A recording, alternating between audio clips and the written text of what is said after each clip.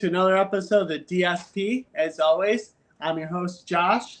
Tonight's guest is a really good guest. I'm looking forward to this episode. As many of you know or don't know, my guest does make his own bags, which is really cool. I kind of seen that on Instagram because I did a little deep dive into him because I was like, oh, this guy seems pretty cool. So I'm excited to talk about that and a bunch of disc golf. So I'll let my guest introduce himself, where he's from, and how he even got into disc golf. Yeah. Well, hey, I am so glad to be here today, and thank you so much for having me on. And I've been looking forward to nerding out about disc golf all week, so definitely glad to be here. My name's Adam Wakefield. I'm originally from Pittsburgh, and I started playing disc golf in about 2004, 2005 in high school, and played in high school and college, and took about 10 years off, and I moved to Denver, Colorado about 4 years ago now, and I just picked up disc golf again as a hobby and a way to make friends, and yeah, I've been totally addicted ever since. I've made all my friends through disc golf. I've been so involved in the community, and before moving to Colorado, I didn't know anybody, and now the only people I know here are disc golfers. So it's been really awesome here. So is it true that like disc fly completely different in Colorado compared to like anywhere else? Yeah, it's significantly different. I would say add about a +1, +2 at the end of all the flight numbers. So everything is much more beefy. Everything flies a lot shorter. So like when I travel a lot for disc golf, and I play all over the country. And when I travel, I always have to bring all my beefy stuff because here it's definitely way more stable, and it gets a lot more intense as you get in the mountains. Denver's about 5,000 feet, and a lot of our mountain courses are between 8,000 to 10,000 feet. So it's way different with the discs, which makes it a lot of fun. That's really cool. Yeah, like I was saying, my brother-in-law and his girlfriend are moving out there in a couple weeks, and I gave them a starter set, so hopefully they get kind of the little itch to start to play out there. So. Oh yeah, there's a ton of courses here. Like within 10 minutes or 10 miles of my house, I think there's 54 courses. And within, 25 miles, there's 54. There's 17 within 10 miles. So there's so many courses around here, and the community is massive. We have, I think 20,000 in our local group, and we have lots of local clubs that are, always pushing, and it's really great. A super vibrant community here in Denver. Wow, that's huge. I didn't like know disc golf would be that big in like Colorado, because you think, oh, just mountains are out there, not much, but wow. Yeah, it's been awesome. I had no idea it was like this, and then once I started playing, we have my first course I ever played here was the second most popular in the world. It's a course called Johnny Roberts, and we have probably 20-minute waits in line. It's so cool, and there's over 100 people that go to the glow leagues at night. It's such a really vibrant community, and everyone just loves frisbees here. It's awesome. That is so cool. So are you more so on the competitive side with tournaments and leagues, or do you find yourself more on the casual side where you meet up with your buddies and you just pick a different course like as much as you can? So when I first started, I played a ton of events. I try to do an event every about 2 weeks, and that was both like sanctioned and unsanctioned. But the last 2 years, my biggest passion in life has been running tournaments myself.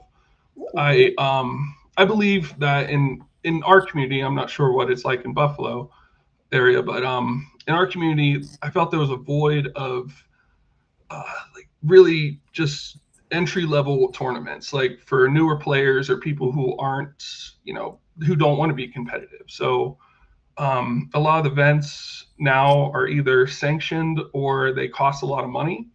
So I started running tournaments that were all between $5 to $10 enter, the unsanctioned, and they all have tons of prizes. And that's been really, I've been doing that every month now, and that's been the biggest joy of my life. I just see so many people make friends. I'm most people's first tournament, which gives me a lot of pride. And so that's been my main focus recently. I haven't been playing too many other events outside of mine. Yeah, yeah. Around here, we have a sanctioned tournament, either a Saturday or Sunday, and then always an unsanctioned tournament, as well as multiple unsanctioned leagues going on throughout the week. Oh, nice. So it's like the community around here is really good about getting new players involved and getting them in. And it's most of our leagues are up at Elka Creek Park or Como, easier courses for new players to come and enjoy. Yeah, we have tons of courses just in our close area, and then tons of tournaments going on all the time. So that's awesome. Cool.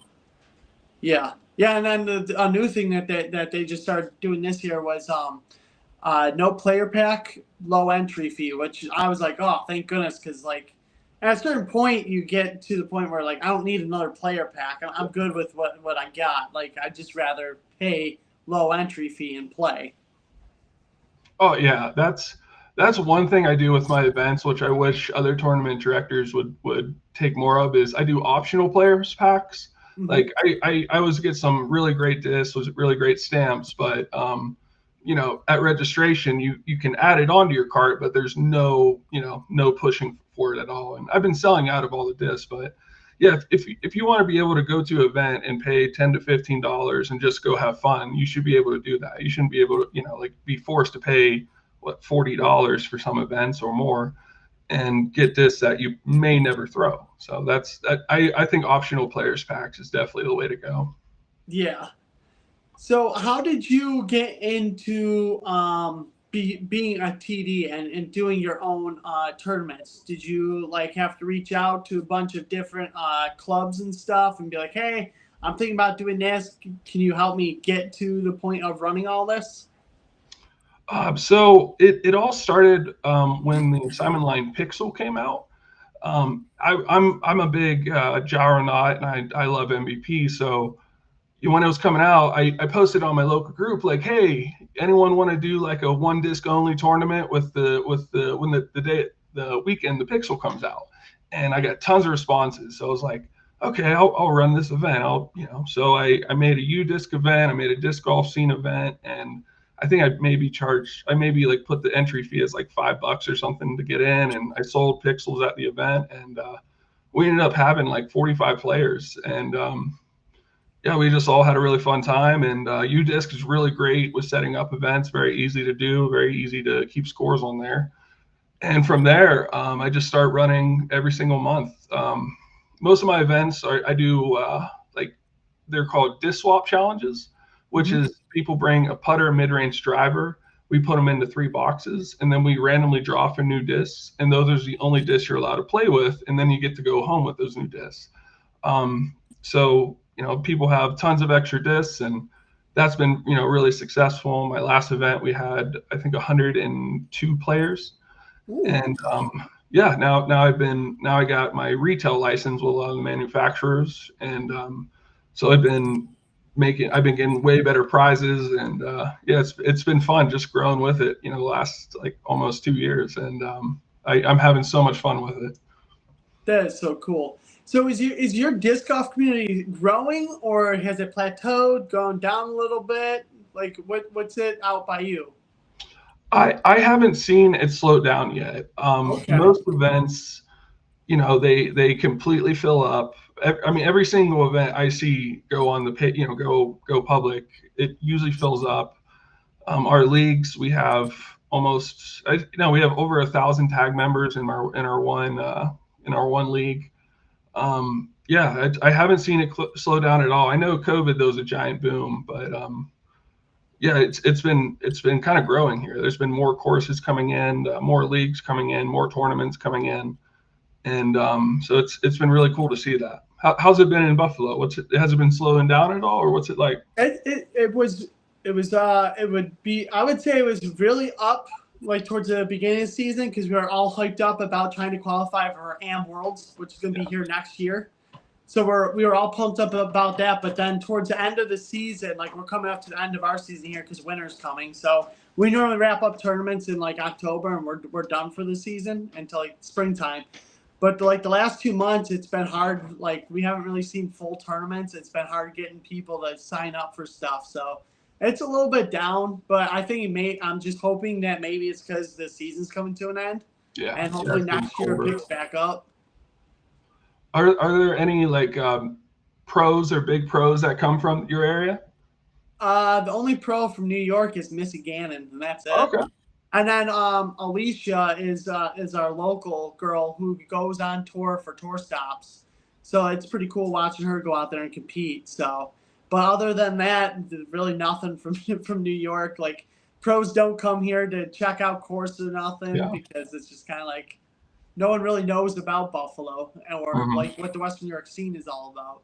Yeah. I mean, Missy Gannon, speaking of her, she had a fantastic win this week at the MVP. I haven't seen who won MPO yet. Don't spoil it, but I haven't either. Okay, good deal. So I see that later. Yeah, I just caught the highlights of it before I came down here to the studio. So I was watching. I was like, yes, Missy Gannon wins another one. Yeah, I watched her win at DDO, and she is one of the most fantastic people to watch. She's really, really great player. That's really cool. So have you been able to ever go out and watch like a pro tournament like in person, or have you just only been able to watch on TV? So I travel and I go see some of the tour events. I drove to DDO last year and watched I think Calvin Heimberg and Missy Gannon both won. That was really cool. And I'm flying to Charlotte to see the match play championships there in a couple weeks. Ooh. But it's tough living in Colorado because there are no events. There's no tour events even close to us. The DDO was a 7-hour drive, which I was more than willing to do, but now they got rid of that. So the closest event we have is maybe a 12-hour drive, which is it's a good bit. But for such a vibrant scene that we have here and having all the mountains and it just being like a different style of disc golf, I'm really surprised there's not like a Jomez or anything that stops through here. I think that we definitely need something. Yeah, like I'm surprised, like what you were saying with all the courses and so many people involved. I'm surprised like the Pro Tour doesn't have a stop there. Like it would be phenomenal. Yeah. I think a big barrier is that it would be difficult for the infrastructure to hold so many people, because most of it is mountainous woods golf, and that's so a lot of it you need 4-wheel drive just to get to the course or things like that. Yeah. But I think it'd be great for something like Jomez or like that where they have like skins or smaller things like that. I hope to see them come through here one day. Or even what is the other one, the Go Throw with that Luke Humphrey runs? Yeah, something like that. We had Terry Miller come through last month at an event I volunteered at, but that's been like the only kind of big coverage we've had around here. Yeah, and like for Buffalo, we had a Silver Series. I think it was 2 years ago in Rochester, out at Parma. Yeah. That's where Ezra Robertson won. But other than that, Western New York has been just kind of like quiet. Like nothing. Like no one's ever really came here to really see what we have to offer. So with AM Worlds coming next year, that's going to be huge for us here. It's really cool seeing all the work being done to all the courses too. Oh yeah, that's been awesome, and just having I'm assuming at least a couple hundred, if not even 1,000 players come through there and all in like 1 to 2 weeks. Like I don't know, I think that's going to be so cool just seeing all the big changes they're going to do the course. I'm sure they're clean everything up and it's going to be good for locally. Yeah, great for the area. One of the courses that would be used is Bond Lake, and I just played there over the weekend for a tournament, and it's like they cleared out a lot of the fairways, a lot of the brushes cut now and maintained. Yeah. And there's a hole, like hole number 4. I know you're not familiar with it, but you shoot up a hill and you go around brush and shoot back down the hill on the other side to go towards the basket. But now they cut up some of the brush. Now you can shoot up and over if you want to be aggressive and attack the pin to try and set up for a bird, which is so much fun. Oh yeah, so you get some new lines and new. That's awesome. That's always. Yeah. So yeah. So you were talking a little bit ago how you like throwing MVPs. So is that what you bag? Is a lot MVP, or you kind of open bag? What actually is in your bag that you like to throw? So, yeah, I when I first started playing, I only bagged MVP. I was just a, straight up 100% gyro knot. And then I started running my disc swap challenges, and I started trying a lot new discs because I was like, oh my God, like there's such a huge part of disc golf I haven't experienced, like I was started throwing the Buzz SS, the Athena, but I think the best disc of all time, which it's so underrated, is the Prodigy PA5. Like there's not a lot of flippy putters out there. I think that's a big part of the market that's not really touched. I mean, they have the Page Pierce Fierce, and the spin, the MVP spin, which feels like garbage. But yeah, the Prodigy PA5 is like, it's the perfect -2-1 throwing putter. That's 90% of what I throw everywhere I go. And then, yeah, of course, I like the Discraft Zone. That's always fun. What else do I throw? And then I think, yeah, like the soft Particle Glow Proxy, I think is the best run of Proxy that's ever come out. It feels so good in the hand. But yeah, I throw a lot of hexes and the balance. What kind of things do you like to throw? I throw all Trilogy. So Oh yeah? Yeah, all Trilogy, because I'm part of Team Trilogy, so we have to be 100% Trilogy. Yeah. So like I'll throw Saki Bomb Felons for my forehand because I'm a flex forehand player, so I love having the max beef. I love throwing the Saki Bomb Generals for the big bomber forehands. Backhands for a big bomber backhand, I'll actually take a West Side Northman. And then just for a normal backhand, I'll take a St. Pro. I don't have the strongest backhand, but those discs are easy to throw, and they just glide. Oh, no doubt. I also bag a Glow Northman, and it's super flippy, but they fly forever. They're so good. They're awesome. It makes my noodle arm look like I actually have an arm, which is fantastic. Yeah, I just set up a retail account with them a couple weeks ago so I could get like stamp discs for my upcoming tournament, and we're gonna do some fuses and diamonds. And yes. I know a lot of people like the diamond here. Like with everything being overstable, so many people throw the diamond and the Mamba. So I'm excited to try those out. Yeah, you should definitely check out some of the new discs that DD's putting out, like the Treason, and then a couple other ones that they're coming out with. They're flippy distance drivers.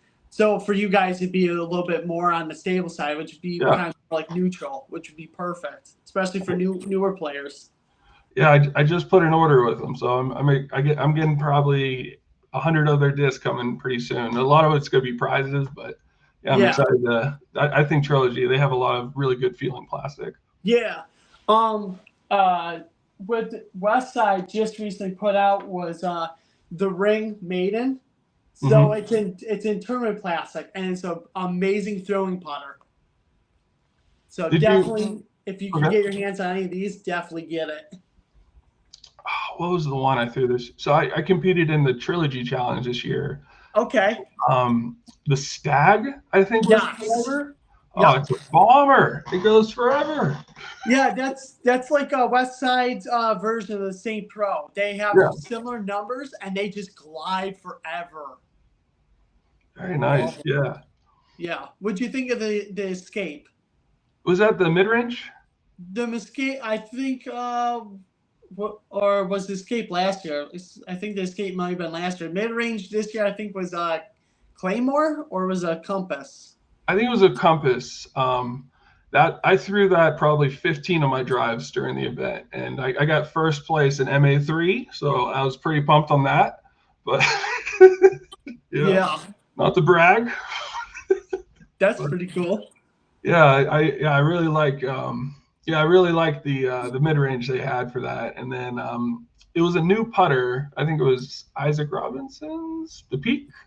Yes. Yeah, that was felt perfect in the hand as well. I love that Trilogy Challenge. I think they had the best disc of all the Oh companies yeah. this year. And I feel like the Trilogy Challenge does a really good job not benefiting, but also working with newer players into the sport, because they give you easy throwing discs that have high glide. So even if you're not the best thrower, your disc will glide a little extra distance to give you that kind of, oh hey, maybe I'm not that bad at this. Yeah, they definitely don't give you anything that's going to be too hard to throw, which I think they always put out the best packs every year. Oh yeah, by far. The Maiden was the main putter until this year with the Peak coming out. So yeah. Very cool. Yeah, I like the Pure. That's I putt with the Pures. They're pretty great. The soft Pures, Yes. yeah, I like all the floppy discs. They definitely have a good one. Yeah. Latitude has good choices for putting plastic. Yes. Very cool. Yeah, and they're great. They work great with retailers too. I had to go with them because my event is like November 1st, my next one. And MVP and Discraft, they're like, oh, it's gonna be like 6 weeks. And I'm like, oh, I don't know if the stuff I order is gonna get here in time. And I think they can do orders at like 3 weeks. So that's why I went with them. And they were super easy to work with. And I'm excited to get their disc, that's for sure. Yeah, and like with working with Trilogy, you get great customer service. Like Seth and even Bobby Brown, if you ever have a question, you email them. They email you right back right away with it. Oh, yeah. It's awesome. I think Bobby Brown is probably he has the best vibes that I've seen on most social media. It's like he's the guy, man. Like he makes you want to follow him. Yeah, he was going to guest on my episode, on one of these episodes. Oh, that's awesome! It was a blast having him on. Yeah, for sure, man. He's a cool guy. I love his factory videos where he's showing you all the cool stuff they got. Yeah, because I'm part of Team Trilogy. Like we get those videos and stuff posted right in the team page and stuff. So it's so cool. That is cool, man. That is awesome. Very cool. Yeah. So, is there any other manufacturers that you like dealing with, like Lone Star or anything like that? Me and Lone Star don't have the best relationship anymore. Some people might have heard the story of a dog getting sponsored by Lone Star, and that was my dog. Oh, it was yours? Yeah, that was my dog Otto. I played an event, and I saw some guy who was like wearing all this Lone Star stuff, but like he was like a 700 something rated guy, and I'm like, what's going on here? How'd you get sponsored? Yeah. So I started looking more into it, and I wanted to see like kind of how low the standards were. So I put it in a fake application with my dog's name and like fake PDGA number, fake rating. In the bio, I put I like to catch frisbees, and then I hit submit. And I had no idea like he was actually gonna get. I thought I was not gonna hear anything, and then like 2 weeks later, I get an email said like, "Hey, you're accepted on the Ranger team." So, oh man, that was cool. And I posted it on Facebook, and it kind of went viral. It was on the Foundation podcast. And yes. It just blew up, and it was pretty cool. But I don't know. I reached out to Lone Star. I'm like, hey man, how about you send us like a dog jersey or something? And they were pretty mad about the situation. So I mean, they could have played it up, and it could have actually worked in their benefit. Oh, no doubt. Like, yeah, I mean, everyone loves dogs, so why not just go with it and all that. But they chose to go another way. So I don't know. I don't really throw any of their stuff.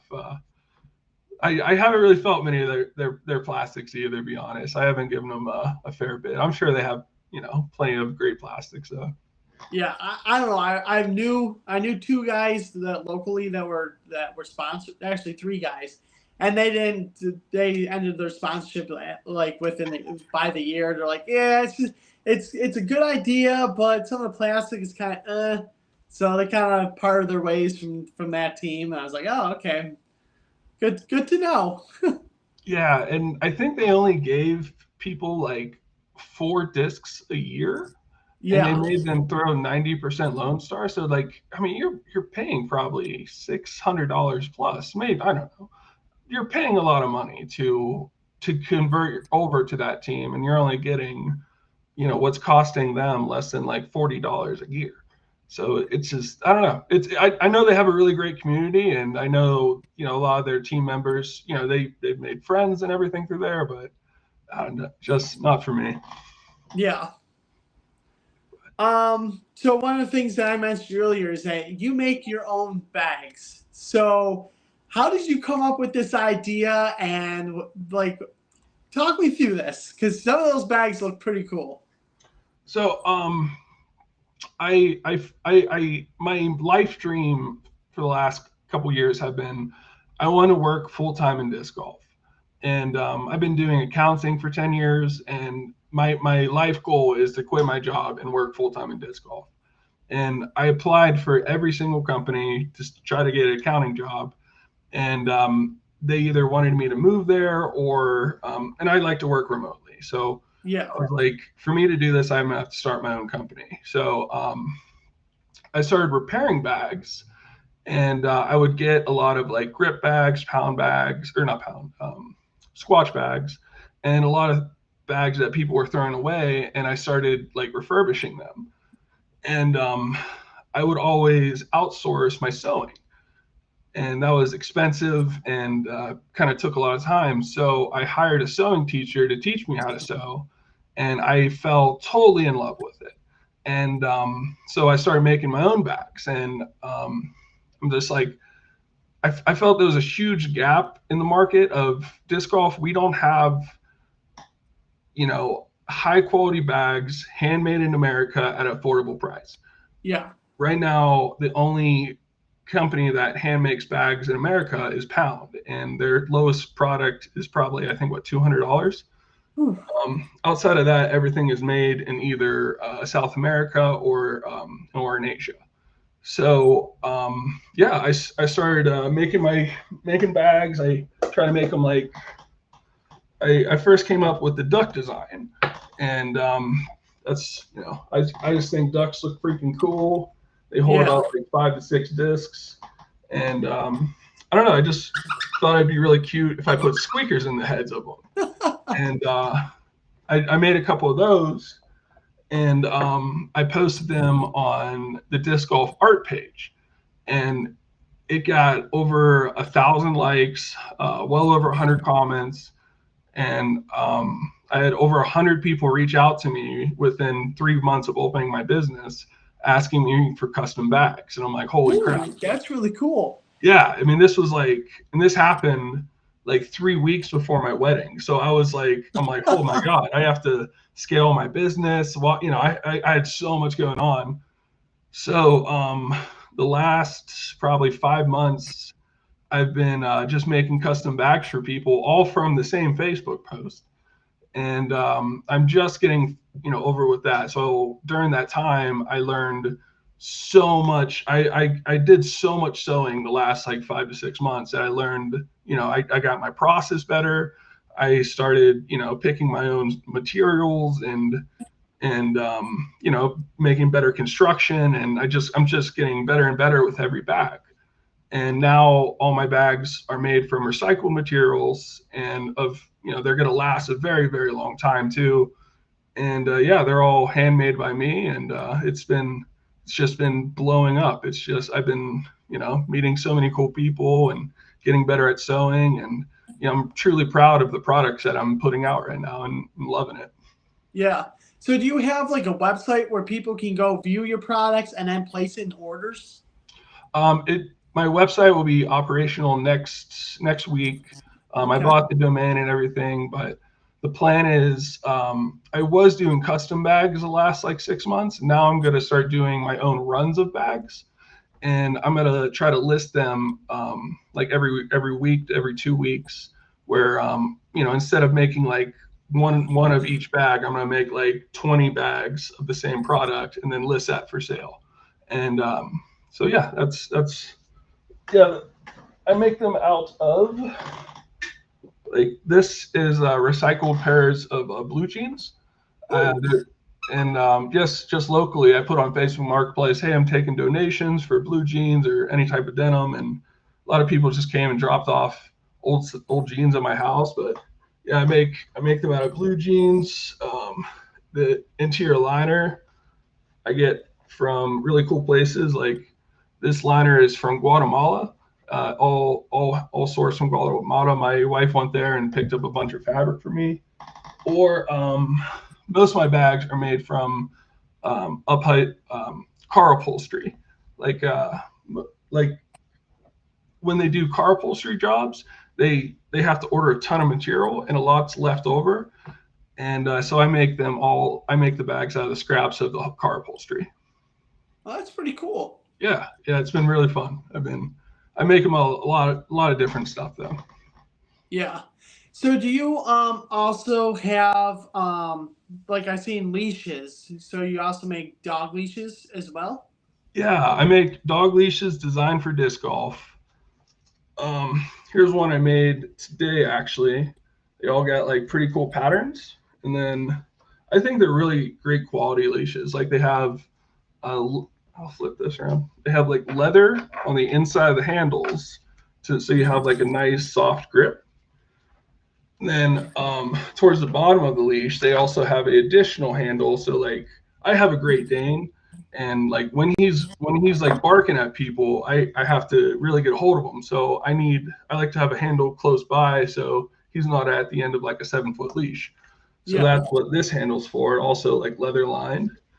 And then what makes them designed for disc golf is there is a ring here. And what you do is, and there's a hook here. Anytime you're near a tee pad or like a tree or something, you just hook it around and snap it on. And then when the dog pulls, it tightens and it keeps them attached to that whatever you're trying to keep them to.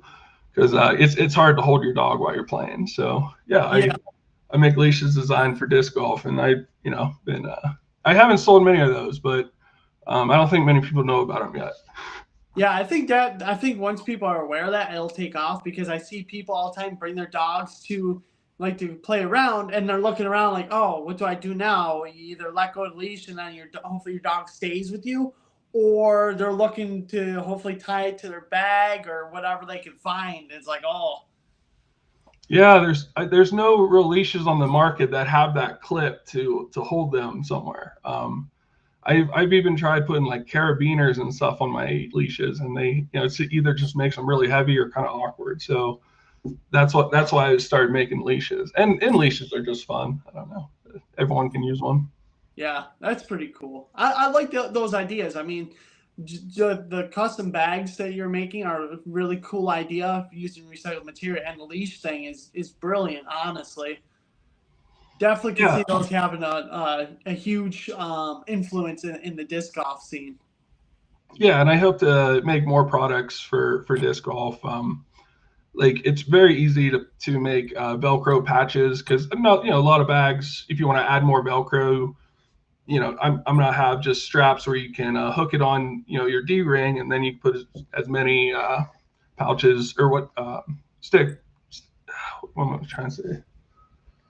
The things that go on Velcro, the stamps, I guess. Yeah. Patches. And then I also make like bag accessories. Like I made this little owl yesterday for one of my people that I'm sponsoring. It has no other use other than being cute and squeaking. I feel people in the disc golf community are so unique and so creative, and this is just a way to make their bags more creative, or have a bag that's more creative than some things on the market. Yeah. I mean, we definitely, if you think about it, we're adults basically playing frisbees at parks, so of course we're very unique.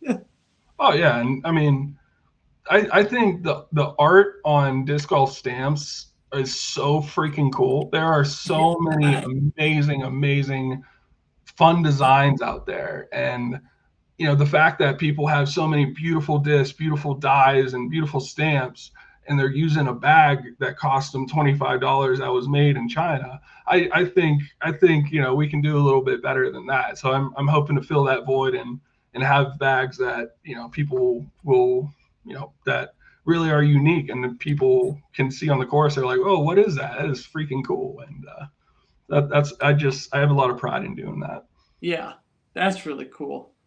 So, how much coverage do you find yourself watching during the week? Do you find yourself watching live post coverage, and then do you find yourself watching more the FPO side or the MPO side? I like to put either foundation podcast on, or I like to play the rounds while I'm sewing. I think that's like the greatest time ever. Just watching disc golf and sewing all day. I watch FPO and MPO probably almost equally. This year, I want to say probably the FPO World Championships, that final round was the best disc golf coverage and the best disc golf I have ever seen in my life. I have a big appreciation for both FPO and MPO. I think there's nothing like watching it in person, though. Seeing tournaments in person is the coolest thing ever. It's these people are total freak athletes. The things they can do with frisbees is like fascinating to watch. And if you haven't gone to a pro event, you have to. It's such a different experience, and I love going to pro events. Yeah. So you said you like watching Foundation. What do you think of the Imposter series they did last year? The Imposters, which was that one of the games they played? I'm sorry. Yeah, it's one of the games that they played. And they brought in people. They had Brody on, and they brought in other people. They had Josh from Overthrow on there, and a couple others. I'm blanking on a bunch of the guys' names. Mm-hmm. But they were all playing rounds. They had to figure out who the imposter was, and they went on for it was 5 weeks, and they did one episode a week, and then they kept going through, and then it was just I thought it was great. And they're going to do it again this year. Oh, really? I unfortunately didn't see I mostly just watched their podcast. I didn't watch the imposter thing. I want to know how to play. I always see people play wolf and imposter stuff, and I have no idea how that actually works. And I'd like to learn, but yeah, I tried watching some of their imposter stuff, and I didn't know what was really going on, so I kind of switched over to something else. But I'm not sure how it even works. Yeah. So do you watch more of the Grip Block, or do you watch Tour Life, or do you watch Debate Night?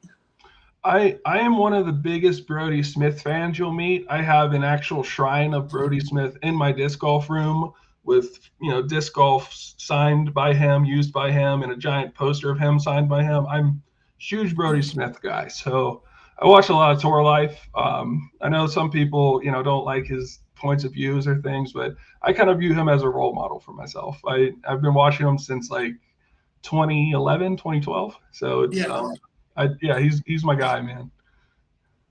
Yeah, I like Brody. I'm a big Brody fan. I didn't know him before disc golf, and I'm a post COVID player, so I didn't really know much about disc golf. All I knew is, hey, Brody was there. He does Tour Life, and that's how I got to know Brody. Yeah. And then and occasionally he tweets back to you when you tweet him, so it's pretty cool. Yeah. Yeah, I met him at 3 events now, and he's just, I don't know, he's a really down to earth guy. He's really kind, and I started watching him when he was doing the Dude Perfect stuff back in the day, and all the Ultimate Frisbee stuff. I was subscribed to him back then. So once I got back into disc golf, I saw Brody Smith. I'm like, oh shoot, that's freaking awesome. So yeah. What got me into liking the whole foundation thing was when I got involved, and then also got me into kind of close with the hang loose guys is when I figured out, I went kind of detective mode, and I broke the case of the fake Ken Climo Twitter account. Oh, you broke that? Yes, I was the one that did that. Okay, that's Yeah. awesome. So that's what got me in and being close to like Spicy Boy and Shank DG, and then Brody and the Foundation guys got a story on it, and I was like, hey, that was me, and they're like, oh, okay. So that's what got me close to those guys too. So That is so cool, man. That's and how did you find it again? Wasn't it from a reflection or something? yeah, it was a reflection of a disc that he claimed that he bought. It was like a red lobster or something. I was like, wait, what? And I zoomed in. I'm like, dude, that's not Ken Kleinwell at all. Oh, the internet is undefeated, man. That is epic. Yeah, Yeah. he was a jerk on like that guy was a jerk to people on Twitter big time. Like Oh yeah, he like was so he would. mean. Yeah, what set me off was like he was coming at me about stuff. I'm like, I didn't even like know anything like at the time of like who Ken Kleinwell even was. I'm like, who is this guy? Like, what the Yeah. heck? And then I did some research. I'm like, oh, that's who it is. I was like, that kind of guy kind of doesn't seem like the age kind of guy that would be on Twitter doing all this stuff. So I was like, all right, I gotta figure out who this really is. Dude, that is congratulations on that, man. That is freaking epic. I remember watching that whole thing go down on Twitter. I was like, they got him. It was a big deal, man. Yeah. That was really cool. Yeah. So that's all the questions I got for you. Do you have any for me? Man, so yeah, so like manufacturer wise, like or what's your favorite disc golf store to go to? Like online. If you're like, where do people go shop? Where do you go to? Where do I go to buy discs? Yeah. I'll either because I like feeling discs before I buy it. I'll go down the street to Spartan Discs since they're like 3/4 of a mile down the street from me. Oh, So you got a local place. yeah, that's a local place.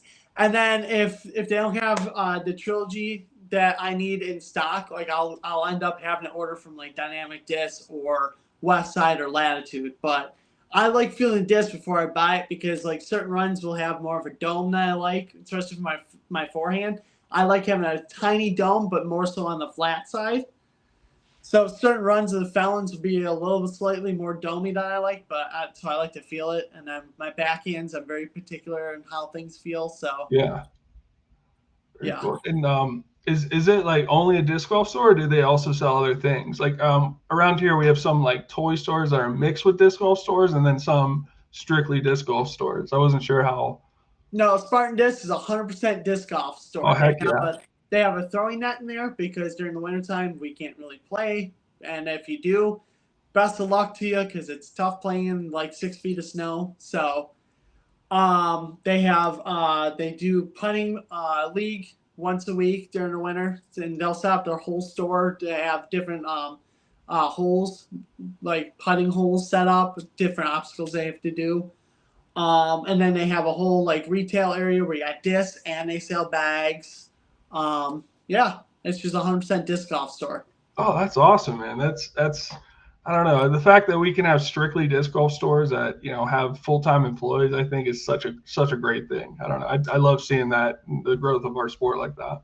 Yeah, and Kevin and Nicole, they're the two that own it, and they're involved with the community. Like they'll run Sunday Fun Day. Those are the leagues on Sunday mornings. They'll do it split where they'll have it ran up at Como, which takes care of the southern tier people, and then they also have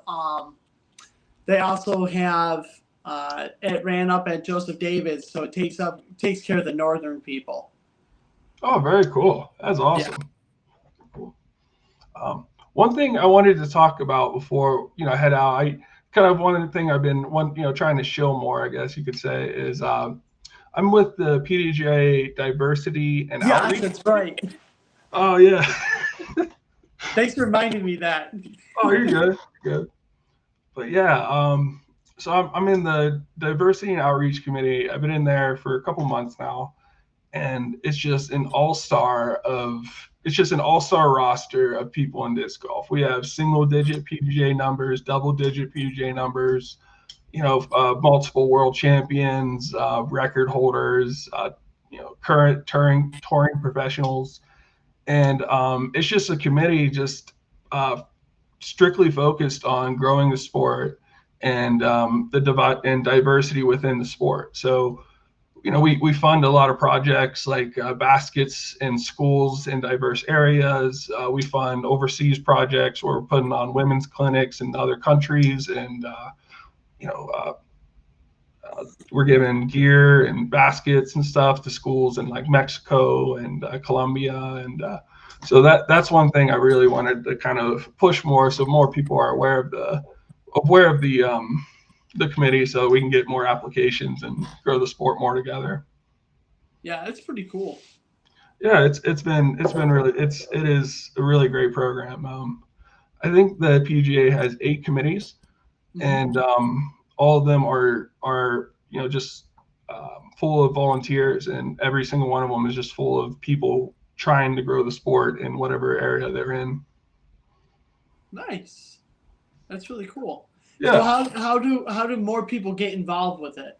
And like, do they apply for a position as well, like in like their state, or do they just reach out to you? Or so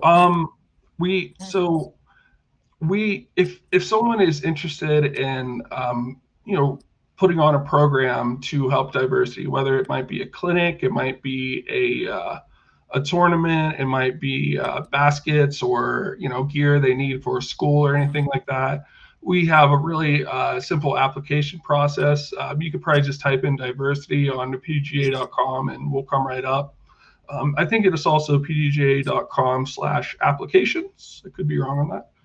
But yeah, you can just apply there, and from there, we'll bring you into the meetings. We'll talk to you about whatever your project or goal is, and work with people through there. And then also all the committees are they're if you on the PGA website, you can easily find the committees, and they have everyone's emails on there. So how I got involved was I just emailed them. I'm like, hey, this is something I want to get involved with. Are you taking on new members? And yeah, a lot of them are taking on people, and it's a great way to get more involved in the community and help grow the sport. Cool. I like that. Yeah, it's really great.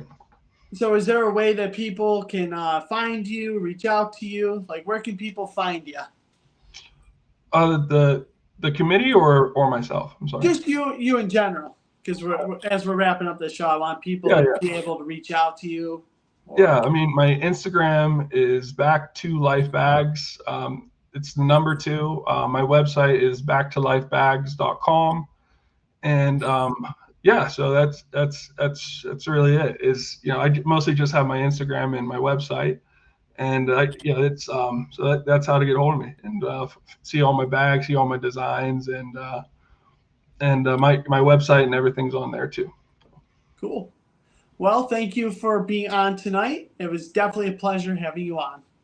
Dude, I loved it, man. Nerding out about disc golf is my favorite thing to do. Anytime you need me. Sounds good. All right. Have a good night.